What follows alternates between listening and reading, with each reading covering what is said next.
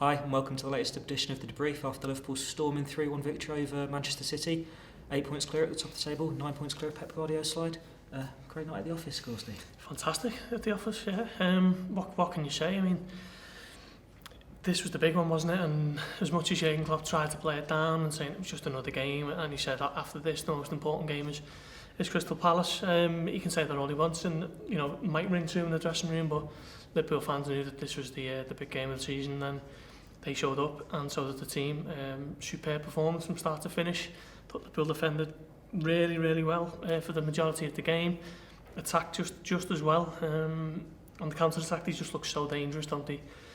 If there's a better counter-attacking team in world football at the moment, I don't think I've seen them, because Liverpool just look so threatening. Every time they go forward, the first 2 goals came via that way.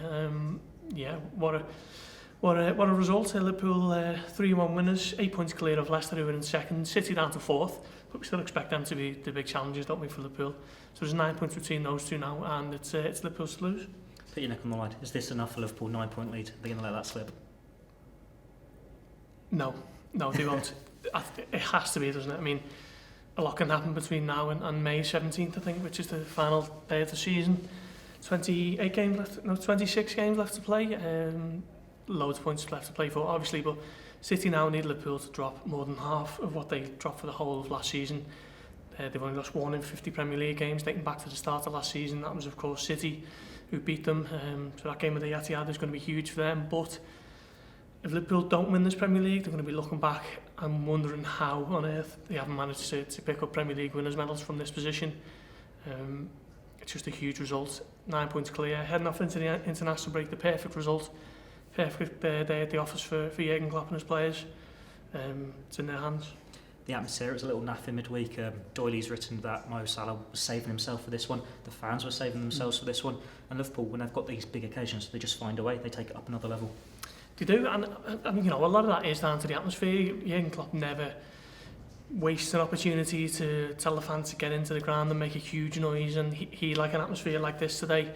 Every game they play here, which is probably a little bit unrealistic as much as it would aid Liverpool in every game they play. But when it's needed, the Anfield faithful show up and create a hell of a noise and an atmosphere, and it's played its part today. No doubt about that. But the players have got to respond to that, and I thought they did. To a man, I thought there wasn't a performance out there that you didn't think was above average. I thought everyone was excellent. Mohamed Salah, again, showing 1 or 2 touches. I thought he took his goal fantastically well. Fabinho, what a player he has turned into for Liverpool over the last year or so. His influence has grown by the game. Van Dijk was excellent. Trent Alexander-Arnold. I said about him earlier this week that he's fast becoming one of my favourite Liverpool players, and just 2-man Liverpool were excellent. So the players have done the job, the fans have done the job. So has Jurgen Klopp, and they can just settle into that international break now with not a lot of worries, to be honest. Jurgen Klopp will be keeping his fingers crossed that no one's injured, and onwards and upwards. The big question last week with an eye on this one was, should Fabinho start against Aston Villa? He didn't. That was completely justified today. And that goal, straight out of the Steven Gerrard textbook. It was, yeah. So I didn't expect it. I mean, I think some fans were shouting shoot, and you're thinking, don't be doing that. He hasn't really... I mean, he's had a couple of sights, but I think this was only his second Liverpool goal, was it? And the other one was it Newcastle on Boxing Day? Yeah, header from practically the goal line. Yeah. So he hasn't got previous for doing anything like that, but it was Gerrard-esque, wasn't it? Let's face it, 25 yards out. Absolutely belted it past Claudio Bravo, who probably hasn't had his best game, if we're honest, but it was a great strike, and what a start that was. I think it was inside 7 minutes, was it? Something like that. Yeah, so that basically got Liverpool on the front foot, and every time they went forward there was a huge expectancy, and it looked like Liverpool could have scored a few more in the first half. They were probably unfortunate not to go in 3-0 up actually at the break, but as it was, they went in 2-0. They've got the third through Mane, with some textbook wing play from Jordan Henderson, who I thought was excellent. Clearly not at 100% after missing the Ghent game through illness, but you wouldn't have known it from his performance. We come off for James Milner quite early on, which is unusual for Jurgen Klopp to make an early sub, but I think that basically just telegraphed that he wasn't at 100%, but a fantastic performance from him, led by example, and what can you say, Liverpool 9 points clear of City, and it's just a huge result. And we know how much Jurgen Klopp loves his fullbacks. He mentioned after the Salzburg game, Andy Robertson's goal, he was a big fan of that. He's been even more of a fan of this one tonight from Salah, with Robertson crossing after Trent Alexander's cross, field pass. What can you say? Those fullbacks, when they're on the ball, you just can't stop them. Yeah, they're so important to Liverpool, aren't they, and Liverpool's way of attacking. I mentioned then about Liverpool being a counter-attacking team, or one of the best when they do go that route to goal, and this was a perfect example. Alexander-Arnold, right back, shifts it across with his left foot, must be 40 yards to his mate on the opposite flank. He carries it 20 yards maybe, puts it on the plate for Salah, and on that header was just absolutely planted past Bravo, gave him no chance. That was just another perfect example of how important these fullbacks are to Liverpool and how good they are on the break.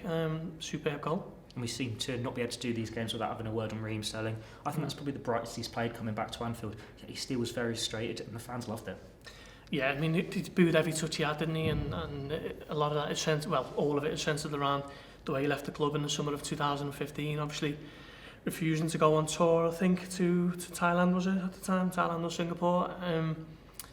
So it was an unsavoury way the way he left, but I suppose he could argue now with certainty that was the right career move for him. He's one of the best players in England, no doubt about that, and I thought probably was his best performance at Anfield since he left, actually.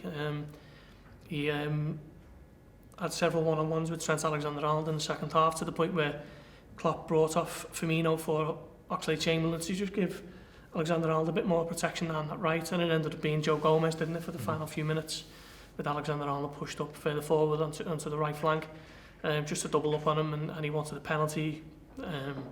Got involved in a little bit of a tangle with Gomez, and a little bit of coming together, and yeah, I mean, I thought he was probably City's best player on the day, but his winless run at Anfield goes on. And it's one where if you look at the scoreline, you think maybe Liverpool completely dominated.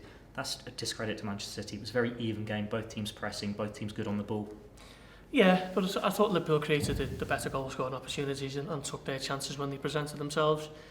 Can't really think of any gilt-edged chances that Man City missed. Maybe a header from Stones, was it, in the second half? Kyle Walker's had one as well. Kyle Walker it was, sorry, yeah. But other than that, I mean, Silva took his goal well. It comes across inside the box, and he just wraps his foot around it and squeezes it into the corner.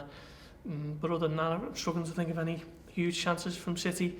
Sergio Aguero didn't do much, and he was brought off for Gabriel Jesus, and Liverpool were good value for their win, yeah, no doubt. And they've mentioned the goalkeepers. Alisson will be so frustrated not to get that clean sheet. You saw the difference today when you have your first choice keeper in and when you don't. Yeah, we were sitting in this room actually on Monday when he was asked about not keeping clean sheets, and he did say it disappointed him and disappointed the defence and the whole team. Kind of left them a little bit unhappy when he doesn't keep the clean sheets, and it's probably maybe a slight concern for Liverpool's defence this year that they're not keeping as many as last season, but what they are doing is getting the results that go along with it. So while they're conceding the ones here and there, they're still picking up the 3 points, so it's not a huge worry for Jurgen Klopp, but Alisson will be a little bit disappointed, but you've got to temper that by the fact that this is just a massive win today, and how big this win might be when the medals are handed out in May. I think this could be the turning point. And the managers have both just done their post-match press conferences. Pep Guardiola said, in life sometimes you don't always win. That's a perfect line to sum it up. Yeah, it's quite philosophical actually, because he was very unhappy with a lot of the decisions that didn't go his way on the sidelines today. I mean, I think if you go on social media, you'll see several videos where he's absolutely furious with decisions that haven't gone his team's way, and he's quite passive-aggressive to Sky Sports after the game.